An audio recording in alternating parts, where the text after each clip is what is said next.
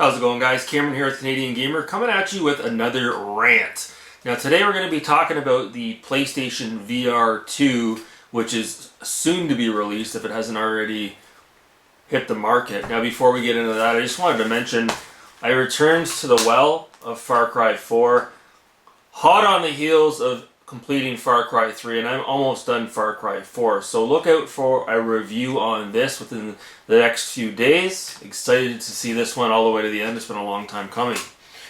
So yeah, today we're going to talk about the PlayStation VR, the PSVR 2 if you will. And more specifically, we're going to talk about the digital Foundry video that was released this morning. John Linneman's video. If you're not familiar with it, I'll leave a link in the description below.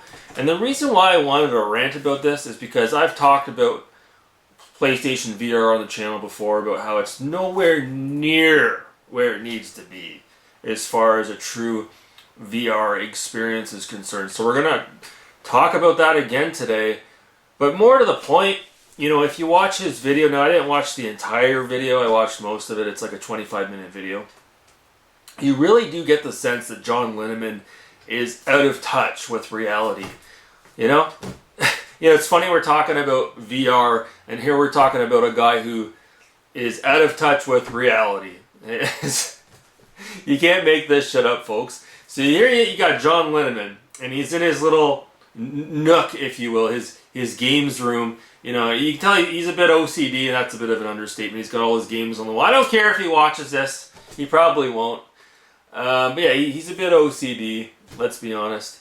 And, you know, he's showing off this unit. The embargo has been released. He can talk about it. And he's wearing this huge headset. He's got these ridiculous PSVR motion controls in his hand. And, you know, we could even back it up a bit, you know. Digital Foundry had their weekly podcast, which was released a couple of days ago. And initially on that podcast, Linneman had showed the unit. And he was trying to like hook up the charger or the USB cable to it. And he was struggling with it. And it was like, oh God. So he puts out this video today. And he's talking about it. And he's singing its praises. And he's going all in on it. You know, his dick's right up in the air. And he's giving his thumbs of approval. And it's like, no, man. No. No. You're out of touch with reality, John.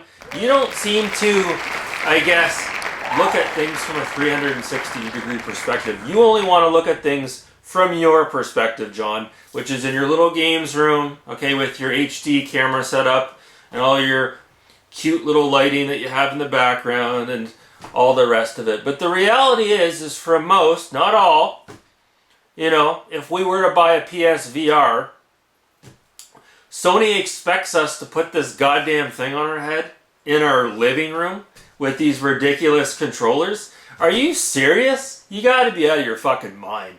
You gotta be out of your mind. Who's gonna sit in their who's gonna come home from work and want to put this shit on and sit in their living room like this?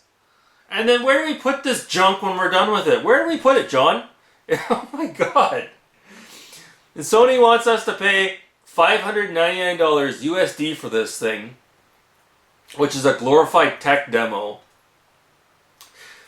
And I don't even think Linneman talked about this, but apparently the PSVR 2 is not backwards compatible with the PS4. Correct me if I'm wrong. But yeah, more to the point, you know, $600 for this fucking thing is so niche. It's so niche. And you know it is. Sony knows it's niche because they won't even sell this thing at retail. You can't even go into Walmart and pick it up over the counter. It has to be purchased directly through Sony. Why do you think that is, John? Why do you think that is? Oh my God. You know, there's a reason why Microsoft wants nothing to do with VR. Because it's not where it needs to be.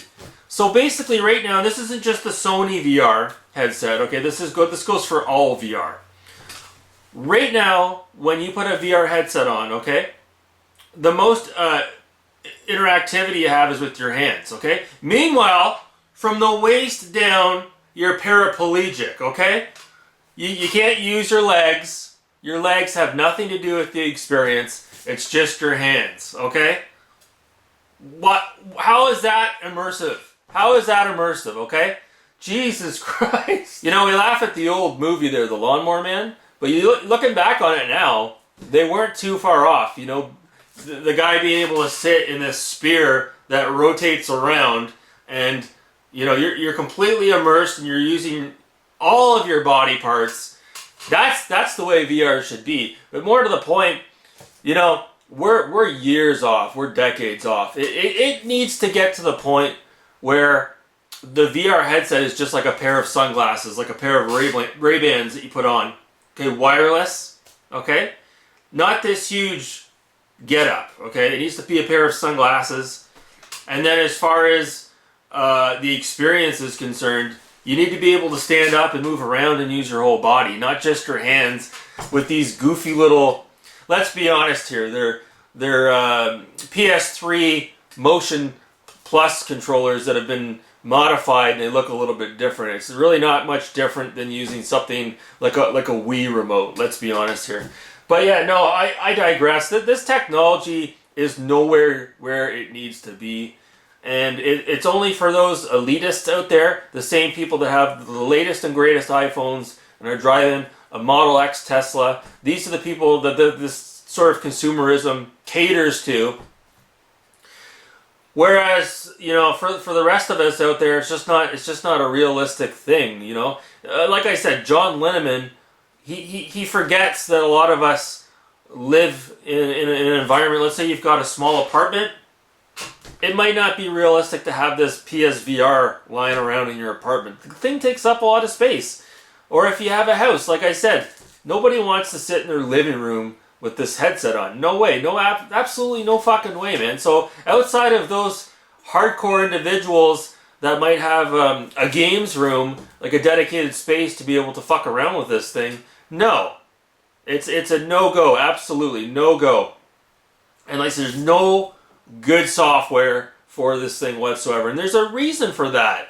These developers do not want to roll the dice, okay, and spend time developing a game for the stupid headset just to release the game to a limited niche audience and not make any money from it. That's why you're not getting any good games on the PlayStation VR. Just not this economy. Are you fucking kidding me? Are you kidding me? And somebody left a comment on my comment on the Digital Foundry video, and they're like, oh, you know, the PSVR sold 5 million units, okay? It's not niche at all. Excuse me? 5 million units is a drop of water in the ocean as far as the PlayStation 3 or the PlayStation 4 is concerned, excuse me. When the goddamn console sold over 500 million consoles. Like, Jesus Christ. But yeah, so like I said, what I really wanted to drive home was, I don't mind John Linneman. I don't have a problem with the guy per se. But I find a lot of times when he's reviewing products, he's only looking at it from one perspective, his own. He's not looking at it from other people's perspectives, okay? And the reality is, most of us don't have the money to buy this goddamn thing. It costs more than a PS5. And the other thing is, it's extremely niche. And it's cumbersome. Nobody wants to sit in their living room, John, and wear this fucking headset. Oh my god. Ah!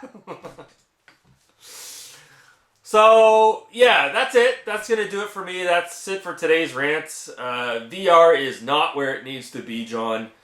Okay? Wake up. Smell the roses. Okay? Stop sniffing Sony's asshole. Okay? And be realistic with your audience about this product. Okay?